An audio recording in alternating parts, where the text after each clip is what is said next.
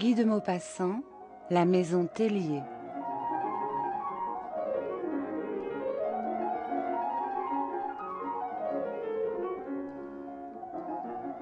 On allait là chaque soir vers 11 heures, comme au café simplement. Ils s'y retrouvaient à 6 ou 8, toujours les mêmes, non pas des noceurs, mais des hommes honorables, des commerçants, des jeunes gens de la ville. Et l'on prenait sa chartreuse en lutinant quelque peu les filles, ou bien on causait sérieusement avec madame, que tout le monde respectait. Puis on rentrait se coucher avant minuit. Les jeunes gens quelquefois restaient.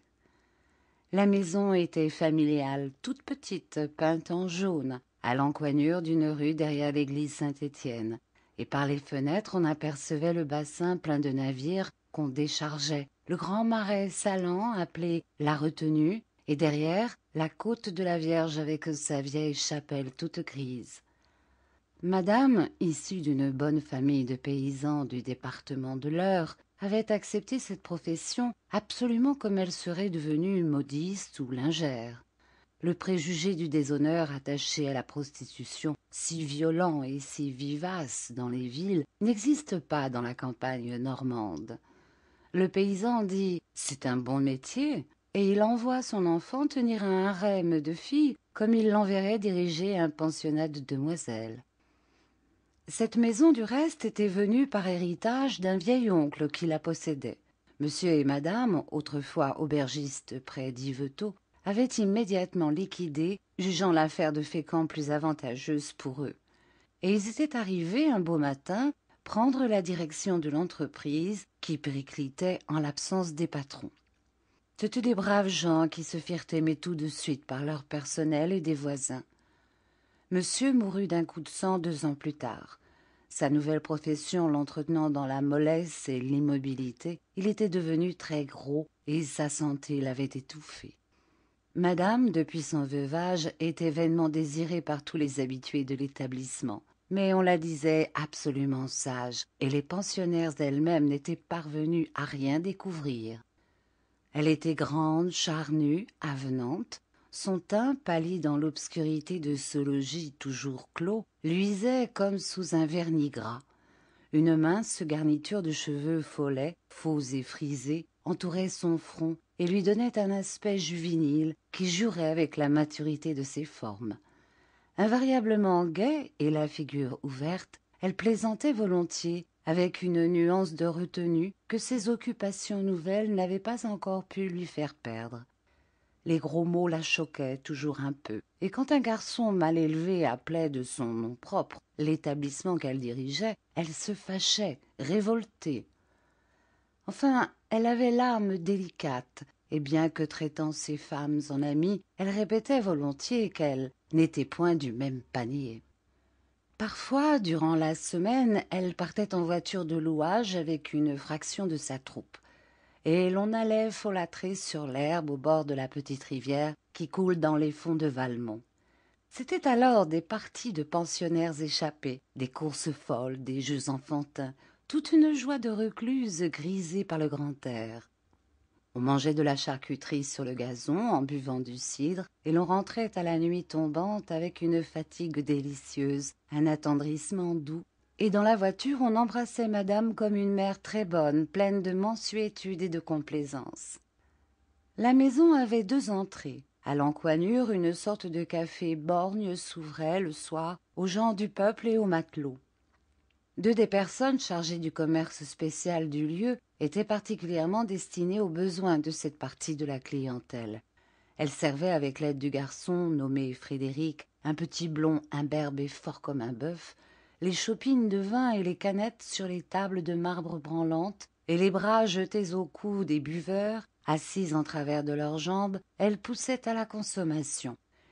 Les 3 autres dames, elles n'étaient que 5, formaient une sorte d'aristocratie et demeuraient réservées à la compagnie du premier, à moins pourtant qu'on eût besoin d'elles en bas et que le premier fût vide.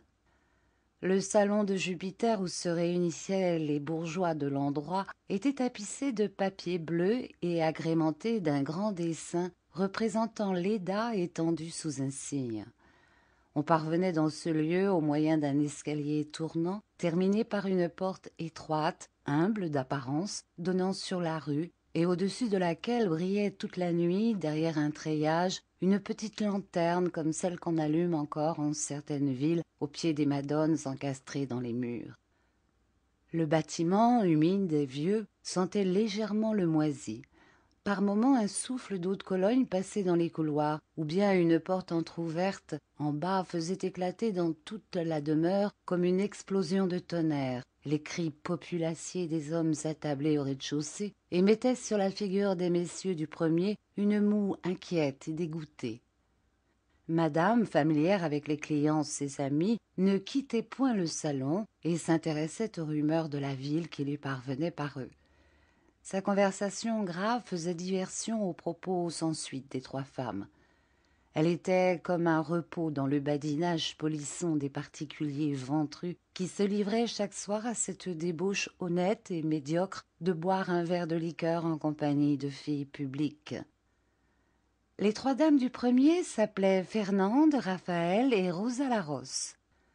Le personnel étant restreint, on avait tâché que chacune d'elles fût comme un échantillon, un résumé de type féminin, afin que tout consommateur pût trouver là, à peu près du moins, la réalisation de son idéal. Fernande représentait la belle blonde, très grande, presque obèse, molle fille des champs, dont les taches de rousseur se refusaient à disparaître, et dont la chevelure filasse, écourtée, claire et sans couleur, pareille à du chanvre peigné, lui couvrait insuffisamment le crâne. Raphaël, une Marseillaise, roulure des ports de mer, jouait le rôle indispensable de la belle juive, maigre avec des pommettes saillantes plâtrées de rouge. Ses cheveux noirs, lustrés à la moelle de bœuf, formaient des crochets sur ses tempes. Ses yeux eussent paru beaux si le droit n'avait pas été marqué d'une raie. Son nez arqué tombait sur une mâchoire accentuée où deux dents neuves en haut faisaient tache à côté de celles du bas qui avaient pris en vieillissant une teinte foncée comme les bois anciens.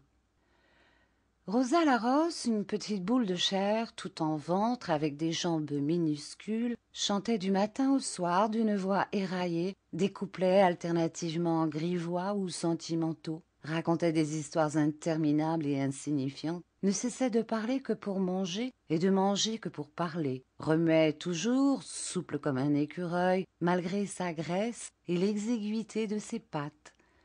Et son rire, une cascade de cris aigus, éclatait sans cesse de ci, de là, dans une chambre, au grenier, dans le café, partout, à propos de rien. Les deux femmes du rez-de-chaussée, Louise, surnommée Cocotte, et Flora, dite Balançoire, parce qu'elle boitait un peu, l'une toujours en liberté, avec une ceinture tricolore, l'autre en espagnol de fantaisie, avec des sequins de cuivre qui dansaient dans ses cheveux carottes à chacun de ses pas inégaux, avait l'air de fille de cuisine habillée pour un carnaval. Pareille à toutes les femmes du peuple, ni plus laides ni plus belles, vraies servantes d'auberge, on les désignait dans le port sous le sobriquet des deux pompes. Une paix jalouse mais rarement troublée régnait entre ces 5 femmes grâce à la sagesse conciliante de madame et à son intarissable bonne humeur. L'établissement, unique dans la petite ville, était assidûment fréquenté. Madame avait su lui donner une tenue si comme il faut. Elle se montrait si aimable, si prévenante envers tout le monde. Son bon cœur était si connu qu'une sorte de considération l'entourait. Les habitués faisaient des frais pour elle, triomphaient quand elle leur témoignait une amitié plus marquée. Et lorsqu'ils se rencontraient dans le jour pour leurs affaires, ils se disaient « À ce soir, vous savez, comme on se dit, au café, n'est-ce pas, après dîner ?» Enfin, la maison Tellier était une ressource, et rarement quelqu'un manquait au rendez-vous quotidien. Or, un soir, vers la fin du mois de mai, le premier arrivé, M. Poulain, marchand de bois et ancien maire, trouva la porte close. La petite lanterne derrière son treillage ne brillait point. Aucun bruit ne sortait du logis, qui semblait mort. Il frappa doucement d'abord, avec plus de force ensuite. Personne ne répondit. Alors il remonta la rue à petits pas, et comme il arrivait sur la place du marché, il rencontra M. Duvert, l'armateur, qui se rendait au même endroit. Ils y retournèrent ensemble sans plus de succès. Mais un grand bruit éclata soudain tout près d'eux, et ayant tourné la maison, ils aperçurent un rassemblement de matelots anglais et français qui heurtaient à coups de poing les volets fermés du café. Les deux bourgeois aussitôt s'enfuirent pour n'être pas compromis, mais un léger « psst » les arrêta. C'était monsieur Tourneveau, le saleur de poissons, qui, les ayant reconnus, les hélait. Ils lui dirent la chose dont il fut d'autant plus affecté que lui, marié, père de famille et fort surveillé, ne venait là que le samedi. Securitatis causa, disait-il, faisant allusion à une mesure de police sanitaire dont le docteur Borde, son ami, lui avait révélé les périodiques retours. C'était justement son soir, et il allait se trouver ainsi privé pour toute la semaine. Les trois hommes firent un grand crochet jusqu'au quai, trouvèrent en route le jeune monsieur Philippe, fils du banquier, un habitué, et monsieur Pimpès, le percepteur. Tous ensemble revinrent alors par la rue aux Juifs pour essayer une dernière tentative. Mais les matelots, exaspérés, faisaient le siège de la maison, jetaient des pierres, hurlaient, et les 5 clients du premier étage, rebroussant chemin le plus vite possible, se mirent à errer par les rues. Ils rencontrèrent encore M. Dupuis, l'agent d'assurance, puis M. Vasse, le juge au tribunal de commerce, et une longue promenade commença qui les conduisit à la jetée d'abord. Ils s'assirent en ligne sur le parapet de granit et regardèrent moutonner les flots. L'écume sur la crête des vagues faisait dans l'ombre des blancheurs lumineuses, éteintes presque aussitôt qu'apparues, et le bruit monotone de la mer brisant contre les rochers se prolongeait dans la nuit tout le long de la falaise. Lorsque les tristes promeneurs furent restés là quelque temps, M. Tourneveau déclara « Ce n'est pas gai. »« Non, certes, » reprit M. Pimpès, et ils repartirent à petits pas. Après avoir longé la rue qui domine la côte et qu'on appelle sous le bois, ils revinrent par le pont de planches sur la retenue, passèrent près du chemin de fer et débouchèrent de nouveau place du marché, où une querelle commença tout à coup entre le percepteur, M. Pimpès, et le saleur, M. Tourneveau, à propos d'un champignon comestible que l'un d'eux affirmait avoir trouvé dans les environs. Les esprits étant aigris par l'ennui, on en serait peut-être venus aux voies de fait si les autres ne s'étaient interposés. M. Pimpès, furieux, se retira, et aussitôt une nouvelle altercation s'éleva entre l'ancien maire, M. Poulain, et l'agent d'assurance, M. Dupuis, au sujet des appointements du percepteur et des bénéfices qu'il voulait se créer. Les propos injurieux pleuvaient des deux côtés, quand une tempête de cris formidables se déchaîna, et la troupe des matelots, fatiguée d'attendre en vain devant une maison fermée, déboucha sur la place. Ils se tenaient par le bras, deux par deux, formant une longue procession, et ils vociféraient furieusement. Le groupe des bourgeois se dissimula sous une porte, et la horde hurlante disparut dans la direction de l'abbaye. Longtemps encore on entendit la clameur diminuant comme un orage qui s'éloigne, et le silence se rétablit. M. Poulain et M. Dupuis, enragés l'un contre l'autre, partirent chacun de son côté sans se saluer. Les 4 autres se remirent en marche et redescendirent instinctivement vers l'établissement tellier. Il était toujours clos, muet, impénétrable. Un ivrogne tranquille et obstiné tapait des petits coups dans la devanture du café, puis s'arrêtait pour appeler à mi-voix le garçon Frédéric. Voyant qu'on ne lui répondait point, il prit le parti de s'asseoir sur la marche de la porte et d'attendre les événements. Les bourgeois allaient se retirer quand la bande tumultueuse des hommes du port parut au bout de la rue. Les matelots français braillaient la Marseillaise, les Anglais la Rule Britannia. Il y eut un ruement général contre les murs, puis le flot de brutes reprit son cours vers le quai, où une bataille éclata entre les marins des deux nations. Dans la rixe, un Anglais eut le bras cassé et un Français le nez fendu. L'ivrogne, qui était resté devant la porte, pleurait maintenant, comme pleurent les pochards ou les enfants contrariés. Les bourgeois, enfin, se dispersèrent. Peu à peu, le calme revint sur la cité troublée. De place en place, encore par instants, un bruit de voix s'élevait, puis s'éteignait dans le lointain. Seul un homme errait toujours, Monsieur Tourneveau, le saleur, désolé d'attendre au prochain samedi. Et il espérait, on ne sait quel hasard, ne comprenait pas, s'exaspérant que la police laissa fermer ainsi un établissement d'utilité publique qu'elle surveille et tient sous sa garde. Il y retourna, flairant les murs, cherchant la raison, et il s'aperçut que sur l'auvent, une pancarte était collée. Il alluma bien vite une allumette bougie et lut ces mots tracés d'une grande écriture inégale: fermé pour cause de première communion. Alors il s'éloigna, comprenant bien que c'était fini. L'ivrogne maintenant dormait, étendu de tout son long en travers de la porte inhospitalière. Et le lendemain, tous les habitués, l'un après l'autre, trouvèrent moyen de passer dans la rue avec des papiers sous le bras pour se donner une contenance. Et d'un coup d'œil furtif, chacun lisait l'avertissement mystérieux: fermé pour cause de première communion. C'est que madame avait un frère établi menuisier en leur pays natal, Virville, dans l'Eure. Du temps que madame était encore aubergiste à Yvetot, elle avait tenu sur les fonds baptismaux la fille de ce frère qu'elle nomma Constance, Constance Rivet, étant elle-même une Rivet par son père.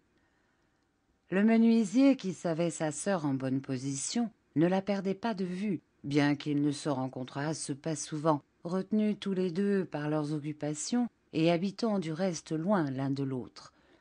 Mais comme la fillette allait avoir 12 ans et faisait cette année-là sa première communion, il saisit cette occasion d'un rapprochement. Il écrivit à sa sœur qu'il comptait sur elle pour la cérémonie. Les vieux parents étaient morts, elle ne pouvait refuser à sa filleule. Elle accepta. Son frère, qui s'appelait Joseph, espérait qu'à force de prévenance, il arriverait peut-être à obtenir qu'on lît un testament en faveur de la petite, madame étant sans enfant. La profession de sa sœur ne gênait nullement ses scrupules, et du reste, personne dans le pays ne savait rien. On disait seulement, en parlant d'elle, madame Tellier est une bourgeoise de Fécamp, ce qui laissait supposer qu'elle pouvait vivre de ses rentes. De Fécamp à Virville, on comptait au moins 20 lieues, et 20 lieues de terre pour des paysans sont plus difficiles à franchir que l'océan pour un civilisé.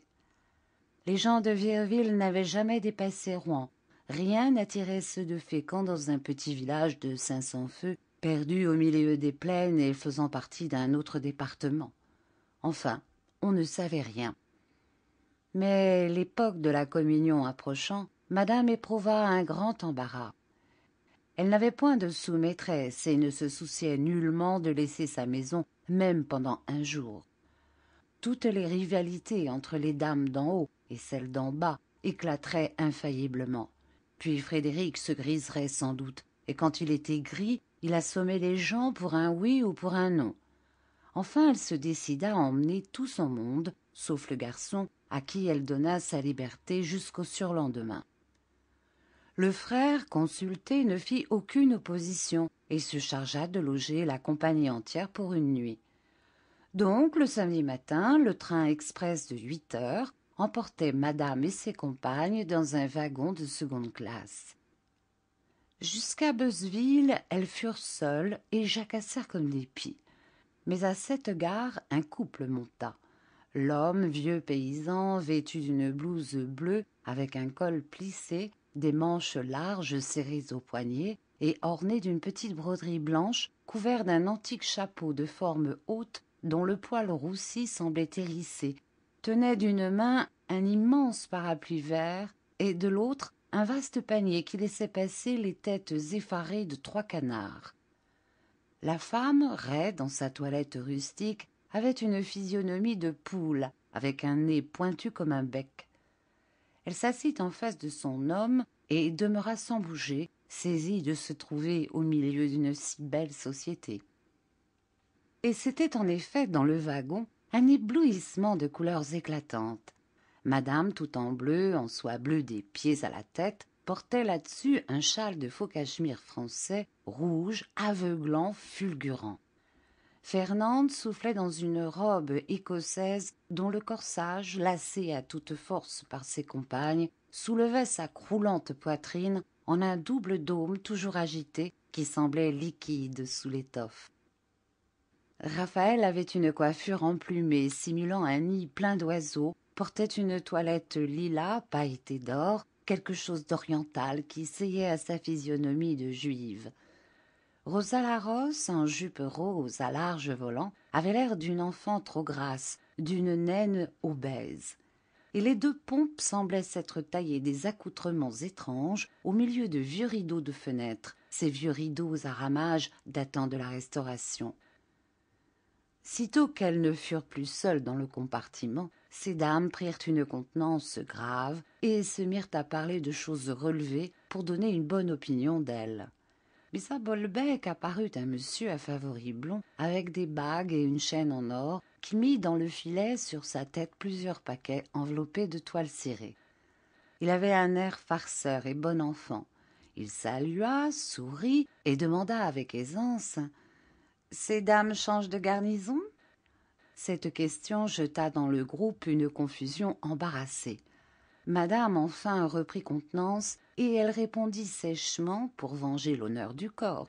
« Vous pourriez bien être poli ?» Il s'excusa. « Pardon, je voulais dire de monastère. » Madame, ne trouvant rien à répliquer, ou jugeant peut-être la rectification suffisante, fit un salut digne en pinçant les lèvres. Alors le monsieur qui se trouvait assis entre Rosa Larosse et le vieux paysan se mit à cligner de l'œil aux trois canards dont les têtes sortaient du grand panier. Puis quand il sentit qu'il captivait déjà son public, il commença à chatouiller ces animaux sous le bec en leur tenant des discours drôles pour dérider la société. « Nous avons quitté notre petite mamare, coin coin coin, pour faire connaissance avec la petite brobroche, coin coin coin. » Les malheureuses bêtes tournaient le cou afin d'éviter les caresses, faisaient des efforts affreux pour sortir de leur prison d'osier. Puis soudain, toutes trois ensemble, poussèrent un lamentable cri de détresse. Alors ce fut une explosion de rire parmi les femmes. Elles se penchaient, elles se poussaient pour voir, on s'intéressait follement au canard, et le monsieur redoublait de grâce, d'esprit et d'agacerie. Rosa s'en mêla et, se penchant par-dessus les jambes de son voisin, elle embrassa les trois bêtes sur le nez. Aussitôt chaque femme voulut les baiser à son tour, et le monsieur asseyait ses dames sur ses genoux, les faisait sauter, les pinçait. Tout à coup il les tutoya. Les deux paysans, plus affolés encore que leurs volailles, roulaient des yeux de possédés sans oser faire un mouvement, et leurs vieilles figures plissées n'avaient pas un sourire, pas un tressaillement. Alors le monsieur qui était commis voyageur offrit par farce des bretelles à ces dames, et s'emparant d'un de ces paquets, il l'ouvrit. C'était une ruse, le paquet contenait des jarretières. Il y en avait en soie bleue, en soie rose, en soie violette, en soie mauve, en soie ponçon, avec des boucles de métal formées par deux amours enlacés et dorés. Les filles poussèrent des cris de joie, puis examinèrent les échantillons, reprises par la gravité naturelle à toute femme qui tripote un objet de toilette. Elles se consultaient de l'œil ou d'un mot chuchoté, se répondaient d'eux-mêmes, et madame maniait avec envie une paire de jarretières orangées, plus larges, plus imposantes que les autres, de vraies jarretières de patronne. Le monsieur attendait, nourrissant une idée. « Allons, mes petites chattes, dit-il, il faut les essayer. » Ce fut une tempête d'exclamations, et elles serraient leurs jupes entre leurs jambes comme si elles eussent craint des violences. Lui, tranquille, attendait son heure. Il déclara « Vous ne voulez pas? Je remballe. » Puis, finalement, « J'offrirai une paire, au choix, à celles qui feront l'essai. » Mais elle ne voulait pas, très digne, la taille redressée. Les deux pompes, cependant, semblaient si malheureuses qu'il leur renouvela la proposition. Flora Balançoire, surtout, torturée de désir, hésitait visiblement. Il la pressa. « Vas-y, ma fille, un peu de courage. Tiens, la paire lilas, elle ira bien avec ta toilette. » Alors elle se décida, et relevant sa robe, montra une forte jambe de vachère, mal serrée en un bas grossier. Le monsieur, se baissant, accrocha la jarretière sous le genou d'abord, puis au-dessus. et il chatouillait doucement la fille pour lui faire pousser des petits cris avec de brusques tressaillements. Quand il eut fini, il donna la paire lilas et demanda « À qui le tour ?» Toutes ensemble s'écrièrent « À moi! À moi !» Il commença par Rosa la Rosse, qui découvrit une chose informe, toute ronde, sans cheville, un vrai boudin de jambes, comme disait Raphaël. Fernande fut complimentée par le commis voyageur qu'enthousiasmèrent ses puissantes colonnes. Les maigres tibias de la belle juive eurent moins de succès. Louise Cocotte, par plaisanterie, coiffa le monsieur de sa jupe, et madame fut obligée d'intervenir pour arrêter cette farce inconvenante. Enfin madame elle-même tendit sa jambe, une belle jambe normande, grasse et musclée, et le voyageur, surpris et ravi, ôta galamment son chapeau pour saluer ce maître Mollet en vrai chevalier français. Les deux paysans, figés dans l'ahurissement, regardaient de côté d'un seul œil, et ils ressemblaient si absolument à des poulets que l'homme aux favoris blonds, en se relevant, leur fit dans le nez « Cocorico !» ce qui déchaîna de nouveau un ouragan de gaieté. Les vieux descendirent à Motteville avec leurs paniers, leurs canards et leurs parapluies, et l'on entendit la femme dire à son homme en s'éloignant « C'est des traînées qui s'en vont encore à ce satané Paris !»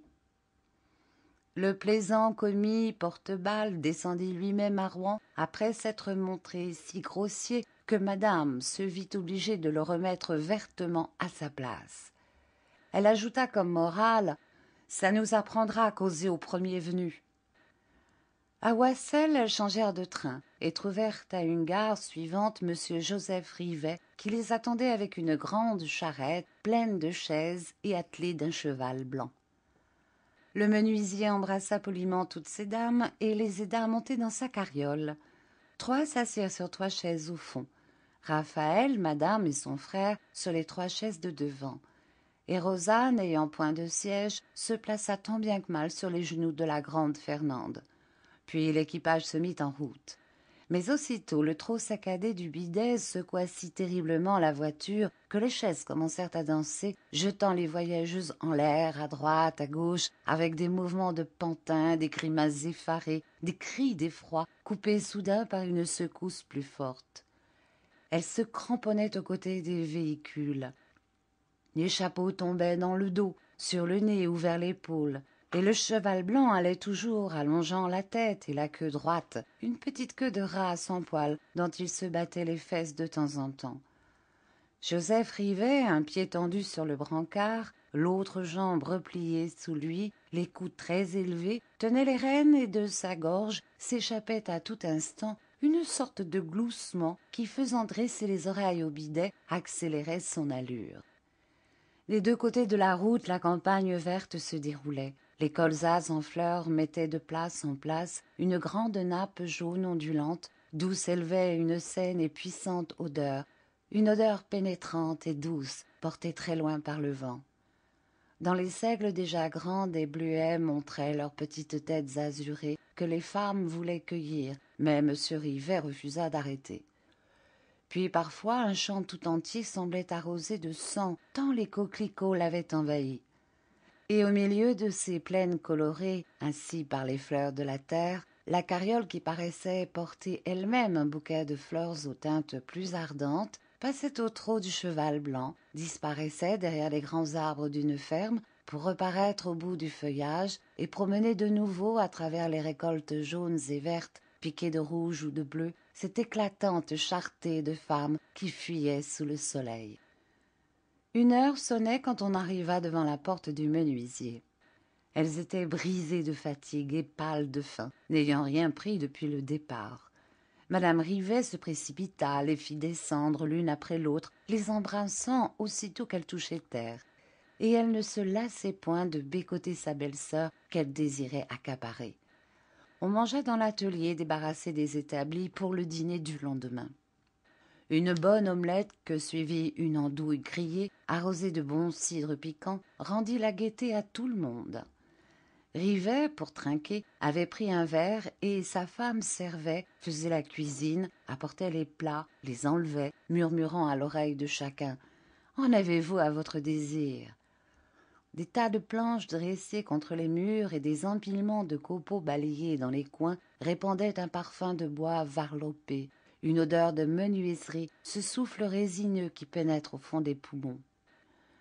On réclama la petite, mais elle était à l'église, ne devant rentrer que le soir. La compagnie alors sortit pour faire un tour dans le pays. C'était un tout petit village que traversait une grande route. Une dizaine de maisons rangées le long de cette voie unique abritaient les commerçants de l'endroit, le boucher, l'épicier, le menuisier, le cafetier, le savetier et le boulanger. L'église, au bout de cette sorte de rue, était entourée d'un étroit cimetière, et 4 tilleuls démesurés plantés devant son portail l'ombrageaient tout entière. Elle était bâtie en silex taillé, sans style aucun, et coiffée d'un clocher d'ardoise. Après elle, la campagne recommençait, coupée çà et là de bouquets d'arbres cachant les fermes.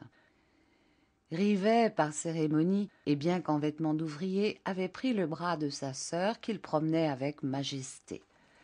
Sa femme, tout émue par la robe à filets d'or de Raphaël, s'était placée entre elle et Fernande. La boulotte Rosa trottait derrière avec Louise Cocotte et Flora Balançoire qui boitillaient exténués. Les habitants venaient aux portes, les enfants arrêtaient leur jeu. Un rideau soulevé laissait entrevoir une tête coiffée d'un bonnet d'indienne. Une vieille à béquilles et presque aveugle se signa comme devant une procession. Et chacun suivait longtemps du regard toutes les belles dames de la ville qui étaient venues de si loin pour la première communion de la petite à Joseph Rivet. Une immense considération rejaillissait sur le menuisier. En passant devant l'église, elles entendirent des chants d'enfants, un cantique crié vers le ciel par des petites voix aiguës. Mais madame empêcha qu'on entrât pour ne point troubler ces chérubins. Après un tour dans la campagne et l'énumération des principales propriétés, du rendement de la terre et de la production du bétail, Joseph Rivet ramena son troupeau de femmes et l'installa dans son logis. La place étant fort restreinte, on les avait répartis 2 par 2 dans les pièces. Rivet, pour cette fois, dormirait dans l'atelier sur les copeaux. Sa femme partagerait son lit avec sa belle-sœur, et dans la chambre à côté, Fernande et Raphaël reposeraient ensemble.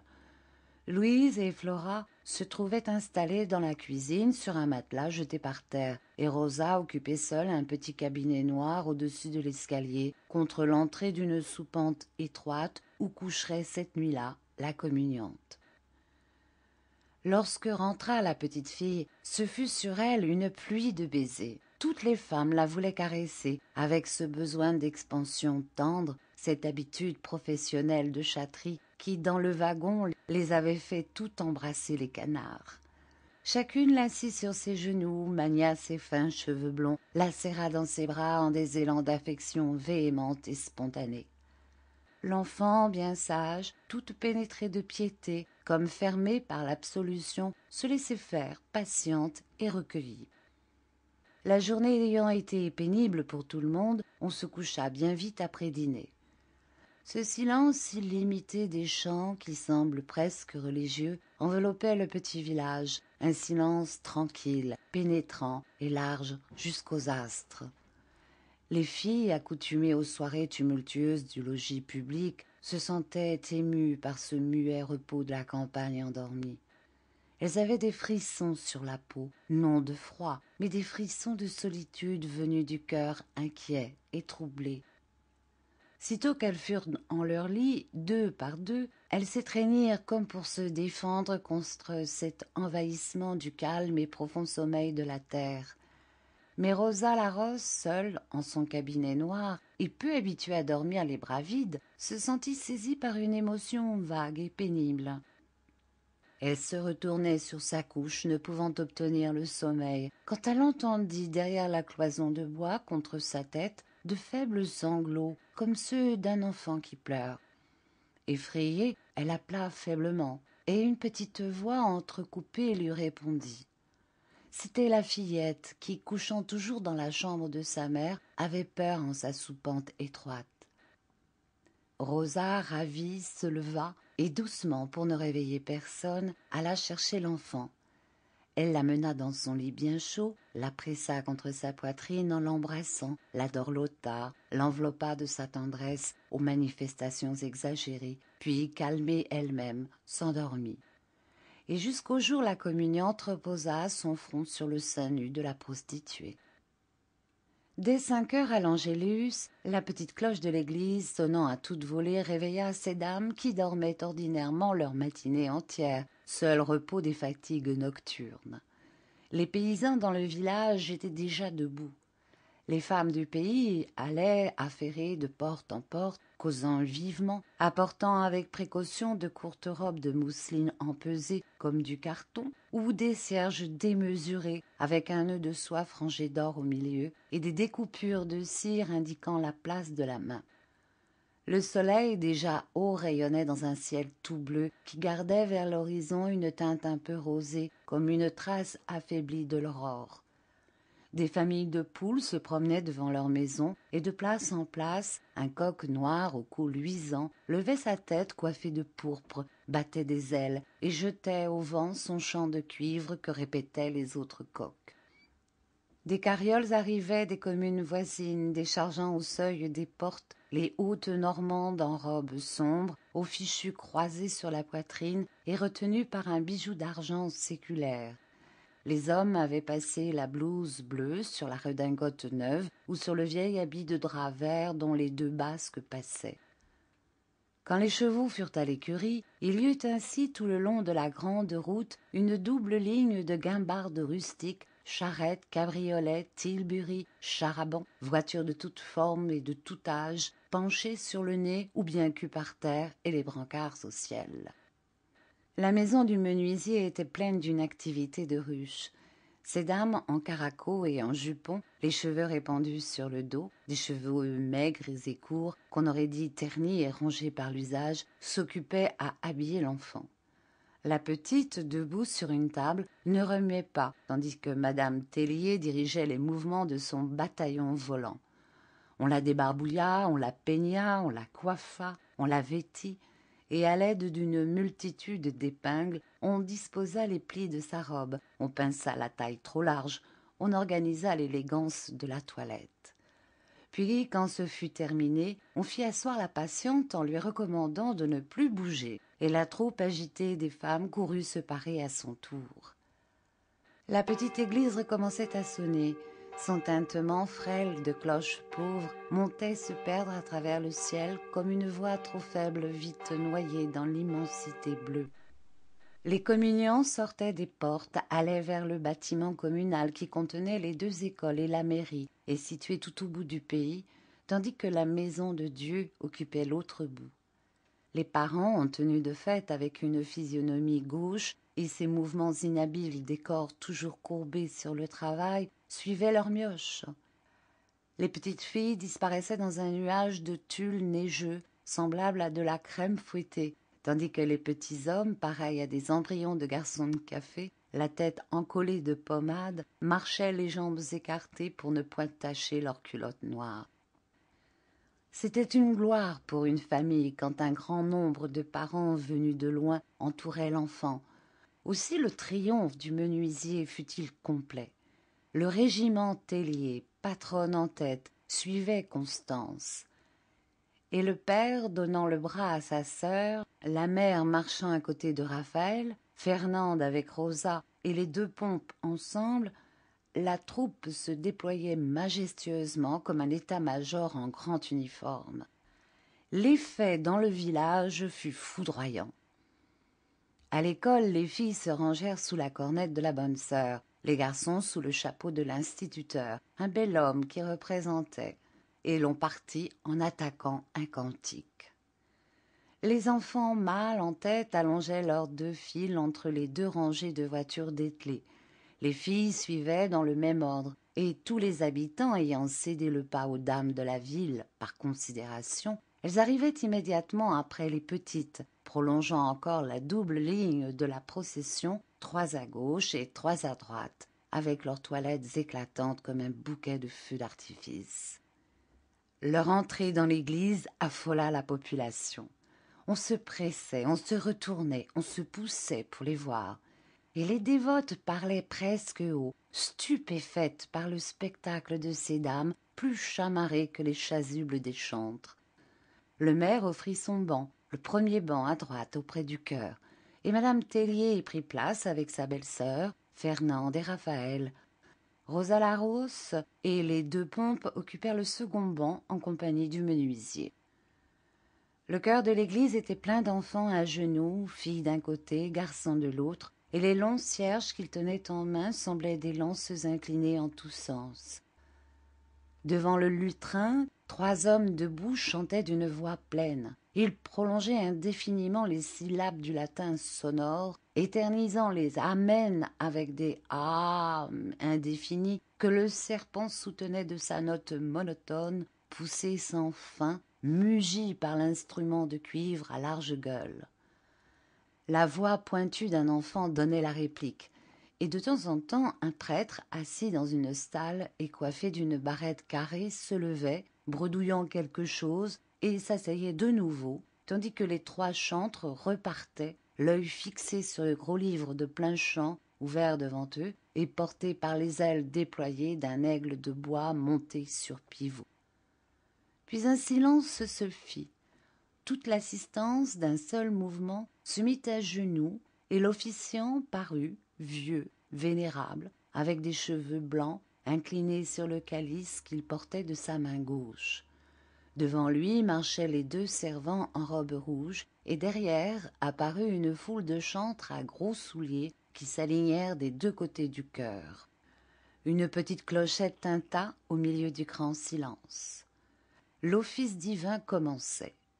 Le prêtre circulait lentement devant le tabernacle d'or, faisant des génuflexions, psalmodiait de sa voix cassée, chevrotante de vieillesse, les prières préparatoires. Aussitôt qu'il s'était tu, tous les chantres et le serpent éclataient d'un seul coup, et des hommes aussi chantaient dans l'église, d'une voix moins forte, plus humble, comme doivent chanter les assistants. Soudain le Kyrie eleison jaillit vers le ciel, poussé par toutes les poitrines et tous les cœurs. Des grains de poussière et des fragments de bois vermoulu tombèrent même de la voûte ancienne, secoués par cette explosion de cris.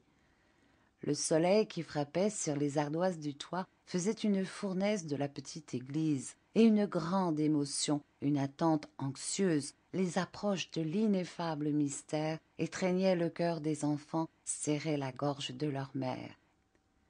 Le prêtre, qui s'était assis quelque temps, remonta vers l'autel, et tête nue, couvert de ses cheveux d'argent, avec des gestes tremblants, il approchait de l'acte surnaturel. Il se tourna vers les fidèles et, les mains tendues vers eux, prononça « Orate fratres » »« Priez, mes frères ». Ils priaient tous. Le vieux curé balbutiait maintenant tout bas les paroles mystérieuses et suprêmes. La clochette tintait coup sur coup, la foule prosternée appelait Dieu, les enfants défaillaient d'une anxiété démesurée. C'est alors que Rosa, le front dans ses mains, se rappela tout à coup sa mère, l'église de son village, sa première communion. Elle se crut revenue à ce jour-là, quand elle était si petite, toute noyée en sa robe blanche, et elle se mit à pleurer. Elle pleura doucement d'abord. Les larmes lentes sortaient de ses paupières, puis avec ses souvenirs, son émotion grandit, et le cou gonflé, la poitrine battante, elle sanglota. Elle avait tiré son mouchoir, s'essuyait les yeux, se tamponnait le nez et la bouche pour ne point crier. Ce fut en vain. Une espèce de râle sortit de sa gorge, et 2 autres soupirs profonds, déchirants, lui répondirent. Car ses 2 voisines, abattues près d'elle, Louise et Flora, étreintes des mêmes souvenances lointaines, gémissaient aussi avec des torrents de larmes. Mais comme les larmes sont contagieuses, madame à son tour sentit bientôt ses paupières humides, et se tournant vers sa belle-sœur, elle vit que tout son banc pleurait aussi. Le prêtre engendrait le corps de Dieu.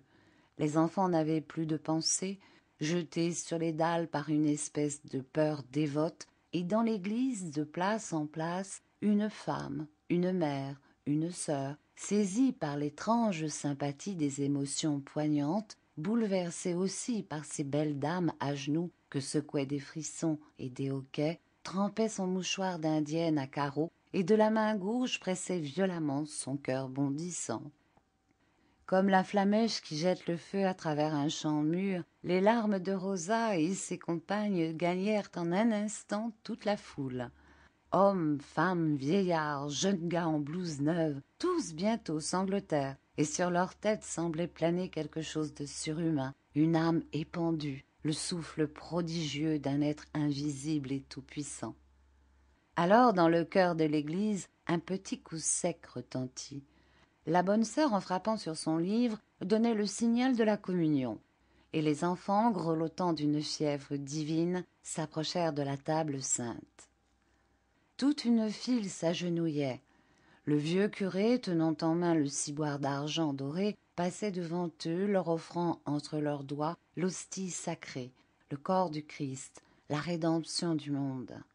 Ils ouvraient la bouche avec des spasmes, des grimaces nerveuses, les yeux fermés, la face toute pâle, et la longue nappe étendue sous leur menton frémissait comme de l'eau qui coule. Soudain, dans l'église, une sorte de folie courut, une rumeur de foule en délire, une tempête de sanglots avec des cris étouffés. Cela passa comme ces coups de vent qui courbent les forêts. Et le prêtre restait debout, immobile, une hostie à la main, paralysé par l'émotion, se disant « c'est Dieu qui est parmi nous, qui manifeste sa présence, qui descend à ma voix sur son peuple agenouillé. » Et il balbutiait des prières affolées, sans trouver les mots, des prières de l'âme, dans un élan furieux vers le ciel. Il acheva de donner la communion avec une telle surexcitation de foi que ses jambes défaillaient sous lui, et quand lui-même eut bu le sang de son Seigneur, il s'abîma dans un acte de remerciement éperdu. Derrière lui, le peuple peu à peu se calmait. Les chantres, relevés dans la dignité du surplis blanc, repartaient d'une voix moins sûre, encore mouillée, et le serpent aussi semblait enroué, comme si l'instrument lui-même eût pleuré. Alors le prêtre, levant les mains, leur fit signe de se taire, et passant entre les deux haies de communion perdues en des extases de bonheur, il s'approcha jusqu'à la grille du chœur. L'assemblée s'était assise au milieu d'un bruit de chaises, et tout le monde à présent se mouchait avec force. Dès qu'on aperçut le curé, on fit silence, et il commença à parler d'un ton très bas, hésitant, voilé. « Mes chers frères, mes chères sœurs, mes enfants, je vous remercie du fond du cœur. Vous venez de me donner la plus grande joie de ma vie. J'ai senti Dieu qui descendait sur nous à mon appel. Il est venu, il était là, présent, qui emplissait vos âmes, faisait déborder vos yeux. Je suis le plus vieux prêtre du diocèse. J'en suis aussi aujourd'hui le plus heureux. Un miracle s'est fait parmi nous, un vrai, un grand, un sublime miracle. Pendant que Jésus-Christ pénétrait pour la première fois dans le corps de ses petits, le Saint-Esprit, l'oiseau céleste, le souffle de Dieu, s'est abattu sur vous, s'est emparé de vous, vous a saisi, courbés comme des roseaux sous la brise. Puis, d'une voix plus claire, se tournant vers les deux bancs où se trouvaient les invités du menuisier, « Merci surtout à vous, mes chères sœurs, qui êtes venues de si loin et dont la présence parmi nous, dont la foi visible, dont la piété si vive, ont été pour tous un salutaire exemple. Vous êtes l'édification de ma paroisse. Votre émotion a échauffé les cœurs. Sans vous, peut-être, ce grand jour n'aurait pas eu ce caractère vraiment divin. Il suffit parfois d'une seule brebis d'élite pour décider le Seigneur à descendre sur le troupeau. » La voix lui manqua. Il ajouta « C'est la grâce que je vous souhaite, ainsi soit-il. » Et il remonta vers l'autel pour terminer l'office. Maintenant, on avait hâte de partir. Les enfants eux-mêmes s'agitaient, là d'une si longue tension d'esprit. Ils avaient faim d'ailleurs, et les parents peu à peu s'en allaient, sans attendre le dernier évangile pour terminer les apprêts du repas. Ce fut une cohue à la sortie, une cohue bruyante, un charivari de voix criardes où chantait l'accent normand. La population formait 2 haies, et lorsque parurent les enfants, chaque famille se précipita sur le sien. Constance se trouva saisie, entourée, embrassée par toute la maisonnée de femmes. Rosa surtout ne se lassait pas de l'étreindre. Enfin elle lui prit une main. Madame Tellier s'empara de l'autre. Raphaël et Fernande relevèrent sa longue jupe de mousseline pour qu'elle ne traînât point dans la poussière. Louise et Flora fermaient la marche avec madame Rivet. Et l'enfant, recueillie, toute pénétrée par le Dieu qu'elle portait en elle, se mit en route au milieu de cette escorte d'honneur. Le festin était servi dans l'atelier sur de longues planches portées par des traverses. La porte ouverte donnant sur la rue laissait entrer toute la joie du village. On se régalait partout. Par chaque fenêtre, on apercevait des tablets de monde endimanchés, et des cris sortaient des maisons en goguettes. Les paysans en bras de chemise buvaient du cidre pur à plein verre, et au milieu de chaque compagnie on apercevait 2 enfants, ici 2 filles, là 2 garçons, dînant dans l'une des 2 familles. Quelquefois, sous la lourde chaleur de midi, un char à banc traversait le pays au trot sautillant d'un vieux bidet, et l'homme en blouse qui conduisait jetait un regard d'envie sur toute cette ripaille étalée. Dans la demeure du menuisier, la gaieté gardait un certain air de réserve, un reste d'émotion du matin. Rivet seul était en train et buvait outre mesure. Madame Tellier regardait l'heure à tout moment, car pour ne point chômer 2 jours de suite, on devait reprendre le train de 3h55 qui les mettrait à Fécamp vers le soir. Le menuisier faisait tous ses efforts pour détourner l'attention et garder son monde jusqu'au lendemain. Mais madame ne se laissait point distraire, et elle ne plaisantait jamais quand il s'agissait des affaires. Aussitôt que le café fut pris, elle ordonna à ses pensionnaires de se préparer bien vite, puis se tournant vers son frère, « Toi, tu vas atteler tout de suite », et elle-même alla terminer ses derniers préparatifs. Quand elle redescendit, sa belle-sœur l'attendait pour lui parler de la petite, et une longue conversation eut lieu où rien ne fut résolu. La paysanne finassait, faussement attendrie, et madame Tellier, qui tenait l'enfant sur ses genoux, ne s'engageait à rien, promettait vaguement. On s'occuperait d'elle, on avait du temps, on se reverrait d'ailleurs. Cependant, la voiture n'arrivait point, et les femmes ne descendaient pas. On entendait même en haut de grands rires, des bousculades, des poussées de cris, des battements de mains. Alors, tandis que l'épouse du menuisier se rendait à l'écurie pour voir si l'équipage était prêt, madame à la fin monta. Rivet, très pochard et à moitié dévêtu, essayait mais en vain de violenter Rosa qui défaillait de rire. Les 2 pompes le retenaient par les bras et tentaient de le calmer, choqués de cette scène après la cérémonie du matin. Mais Raphaël et Fernande l'excitaient, tordus de gaieté, se tenant les côtes. Et furieux, la face rouge, tout débraillé et secouant des efforts violents les 2 femmes cramponnées à lui, tirait de toutes ses forces sur la jupe de Rosa en bredouillant « Salope, tu veux pas ?» Mais madame, indignée, s'élança, saisit son frère par les épaules et le jeta dehors si violemment qu'il alla frapper contre le mur. 1 minute plus tard, on l'entendait dans la cour qui se pompait de l'eau sur la tête, et quand il repartit dans sa carriole, il était déjà tout apaisé. On se remit en route comme la veille, et le petit cheval blanc repartit de son allure vive et dansante. Sous le soleil ardent, la joie assoupie pendant le repas se dégageait. Les filles s'amusaient maintenant des cahots de la guimbarde, poussaient même les chaises des voisines, éclataient de rire à tout instant, mises en train d'ailleurs par les vaines tentatives de Rivet. Une lumière folle emplissait les champs, une lumière miroitant aux yeux, et les roues soulevaient 2 sillons de poussière qui voltigeaient longtemps derrière la voiture sur la grande route. Tout à coup, Fernande, qui aimait la musique, supplia Rosa de chanter, et celle-ci entama gaillardement le gros curé de Meudon. Mais madame tout de suite la fit taire, trouvant cette chanson peu convenable en ce jour. Elle ajouta « Chante-nous plutôt quelque chose de Béranger. » Alors Rosa, après avoir hésité quelques secondes, fixa son choix, et de sa voix usée commença la grand-mère. Et le chœur des filles que madame elle-même conduisait reprit. « Ça, c'est tapé !» déclara Rivet, allumé par la cadence. Et Rosa, aussitôt, continua. Tous ensemble hurlèrent le refrain. Et Rivet tapait du pied sur son brancard, battait la mesure avec les rênes sur le dos du bidet blanc, qui, comme s'il eût été lui-même enlevé par l'entrain du rythme, prit le galop. Un galop de tempête, précipitant ces dames en tas les unes sur les autres dans le fond de la voiture. Elles se relevèrent en riant comme des folles.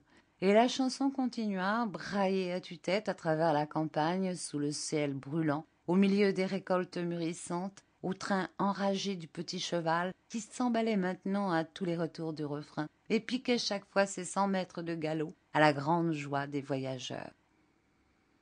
De place en place, quelques casseurs de cailloux se redressaient et regardaient à travers son loup de fil de fer cette carriole enragée et hurlante emportée dans la poussière.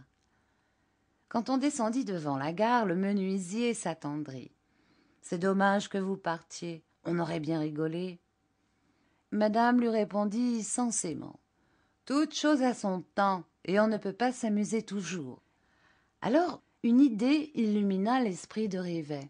« Tiens, dit-il, j'irai vous voir à Fécamp le mois prochain. » Et il regarda Rosa d'un air rusé, avec un œil brillant et polissant. « Allons, conclut madame, il faut être sage.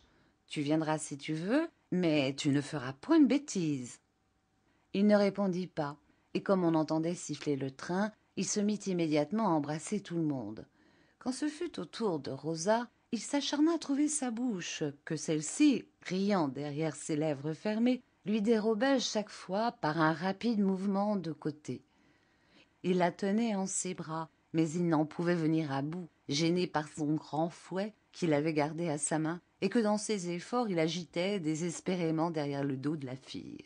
« Les voyageurs pour Rouen en voiture !» cria l'employé. Elles montèrent. Un mince coup de sifflet partit, répété tout de suite par le sifflement puissant de la machine qui cracha bruyamment son premier jet de vapeur pendant que les roues commençaient à tourner un peu avec un effort visible. Rivet, quittant l'intérieur de la gare, courut à la barrière pour voir encore une fois Rosa. Et comme le wagon plein de cette marchandise humaine passait devant lui, il se mit à claquer son fouet en sautant et chantant de toutes ses forces. « Combien je regrette mon bras si dodu, ma jambe bien faite et le temps perdu !» Puis il regarda s'éloigner un mouchoir blanc qu'on agitait. Elles dormirent jusqu'à l'arrivée du sommeil paisible des consciences satisfaites. Et quand elles rentrèrent au logis, rafraîchies, reposées pour la besogne de chaque soir, madame ne put s'empêcher de dire « C'est égal, il m'ennuyait déjà de la maison. » On soupa vite, puis quand on eut repris le costume de combat, on attendit les clients habituels. Et la petite lanterne allumée, la petite lanterne de Madone, indiquait aux passants que dans la bergerie, le troupeau était revenu. En un clin d'œil, la nouvelle se répandit. On ne sait comment, on ne sait par qui. Monsieur Philippe, le fils du banquier, poussa même la complaisance jusqu'à prévenir par un express Monsieur Tourneveau, emprisonné dans sa famille. Le saleur avait justement chaque dimanche plusieurs cousins à dîner, et l'on prenait le café quand un homme se présenta avec une lettre à la main. Monsieur Tourneveau, très ému, rompit l'enveloppe et devint pâle. Il n'y avait que ces mots tracés au crayon. « Chargement de morue retrouvé. Navire entré au port, bonne affaire pour vous. Venez vite. » Il fouilla dans ses poches, donna 20 centimes au porteur, et rougissant soudain jusqu'aux oreilles, « Il faut, dit-il, que je sorte. » Et il tendit à sa femme le billet laconique et mystérieux. Il sonna, puis lorsque parut la bonne, « Mon pardessus, vite, vite, et mon chapeau !» À peine dans la rue, il se mit à courir en sifflant un air, et le chemin lui parut 2 fois plus long tant son impatience était vive. L'établissement hôtelier avait un air de fête. Au rez-de-chaussée, les voix tapageuses des hommes du port faisaient un assourdissant vacarme. Louise et Flora ne savaient à qui répondre, buvaient avec l'un, buvaient avec l'autre, méritaient mieux que jamais leur sobriquet des deux pompes. On les appelait partout à la fois, elles ne pouvaient déjà suffire à la besogne, et la nuit pour elles s'annonçait laborieuse. Le cénacle du premier fut au complet dès 9 heures. Monsieur Vasse, le juge au tribunal de commerce, le soupirant attitré, mais platonique, de madame, causait tout bas avec elle dans un coin, et ils souriaient tous les deux comme si une entente était près de se faire. Monsieur Poulain, l'ancien maire, tenait Rosa à cheval sur ses jambes, et elle, nez à nez avec lui, promenait ses mains courtes dans les favoris blancs du bonhomme. Un bout de cuisse nue passait sous la jupe de soie jaune relevée, coupant le drap noir du pantalon, et les bas rouges étaient serrés par une jarretière bleue, cadeau du commis voyageur. La grande Fernande, étendue sur le sofa, avait les 2 pieds sur le ventre de monsieur Pimpès, le percepteur, et le torse sur le gilet du jeune monsieur Philippe, dont elle accrochait le cou de sa main droite, tandis que de la gauche elle tenait une cigarette. Raphaël semblait en pourparlers avec monsieur Dupuis, l'agent d'assurance, et elle termina l'entretien par ces mots « Oui, mon chéri, ce soir je veux bien ». Puis, faisant seule un tour de valse rapide à travers le salon, « Ce soir, tout ce qu'on voudra », cria-t-elle. La porte s'ouvrit brusquement, et monsieur Tourneveau parut. Des cris d'enthousiasme éclatèrent. « Vive Tourneveau !» Et Raphaël, qui pivotait toujours, alla tomber sur son cœur.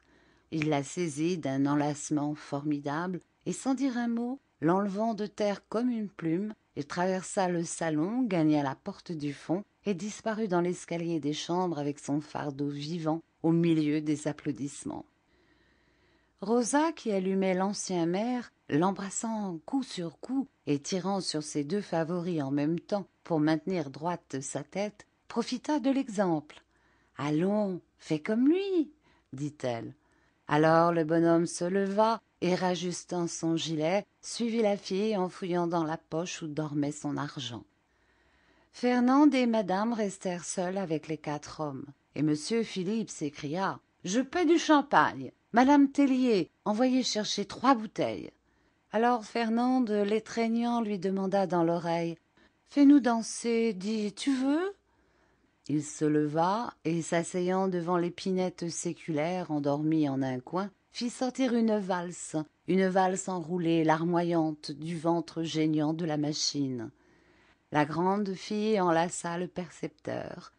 Madame s'abandonna au bras de monsieur Vasse, et les 2 couples tournèrent en échangeant des baisers. Monsieur Vasse, qui avait jadis dansé dans le monde, faisait des grâces, et madame le regardait d'un œil captivé, de cet œil qui répond oui, un oui plus discret et plus délicieux qu'une parole. Frédéric apporta le champagne. Le premier bouchon partit, et monsieur Philippe exécuta l'invitation d'un quadrille. Les 4 danseurs le marchèrent à la façon mondaine, convenablement, dignement, avec des manières, des inclinations et des saluts. Après quoi l'on se mit à boire. Alors monsieur Tourneveau reparut, satisfait, soulagé, radieux. Il s'écria « Je ne sais pas ce qu'a Raphaël, mais elle est parfaite ce soir. » Puis, comme on lui tendait un verre, il le vida d'un trait en murmurant « Bigre, rien que ça de luxe !» Sur-le-champ, monsieur Philippe entama une polka vive, et monsieur Tourneveau s'élança avec la belle juive qu'il tenait en l'air, sans laisser ses pieds toucher terre. Monsieur Pimpès et monsieur Vasse étaient repartis d'un nouvel élan. De temps en temps, un des couples s'arrêtait près de la cheminée pour lamper une flûte de vin mousseux. Et cette danse menaçait de s'éterniser quand Rosa entr'ouvrit la porte avec un bougeoir à la main. Elle était en cheveux, en savate, en chemise, toute animée, toute rouge. « Je veux danser !» cria-t-elle. Raphaël demanda « Et ton vieux ?» Rosa s'esclaffa. « Lui, il dort déjà, il dort tout de suite. » Elle saisit monsieur Dupuis, resté sans emploi sur le divan, et la polka recommença. Mais les bouteilles étaient vides. « J'en paie une, » déclara monsieur Tourneveau. Moi aussi, annonça monsieur Vasse. Et moi de même, conclut monsieur Dupuis. Alors tout le monde applaudit. Cela s'organisait, devenait un vrai bal. De temps en temps même, Louise et Flora montaient bien vite, faisaient rapidement un tour de valse pendant que leurs clients en bas s'impatientaient. Puis elles retournaient en courant à leur café, avec le cœur gonflé de regret. À minuit, on dansait encore. Parfois, une des filles disparaissait, et quand on la cherchait pour faire un vis-à-vis, on s'apercevait tout d'un coup qu'un des hommes aussi manquait. « D'où venez-vous donc ?» demanda plaisamment monsieur Philippe, juste au moment où monsieur Pimpès rentrait avec Fernande. « De voir dormir monsieur Poulain, » répondit le percepteur. Le mot eut un succès énorme, et tous, à tour de rôle, montaient voir dormir monsieur Poulain, avec l'une ou l'autre des demoiselles qui se montrèrent cette nuit-là d'une complaisance inconcevable. Madame fermait les yeux, et elle avait dans les coins de longs apartés avec monsieur Vasse, comme pour régler les derniers détails d'une affaire entendue déjà. Enfin, à 1 heure, les 2 hommes mariés, monsieur Tourneveau et monsieur Pimpès, déclarèrent qu'ils se retiraient et voulurent régler leur compte. On ne compta que le champagne, et encore à 6 francs la bouteille au lieu de 10 francs, prix ordinaire. Et comme ils s'étonnaient de cette générosité, madame, radieuse, leur répondit « Ça n'est pas tous les jours fête. »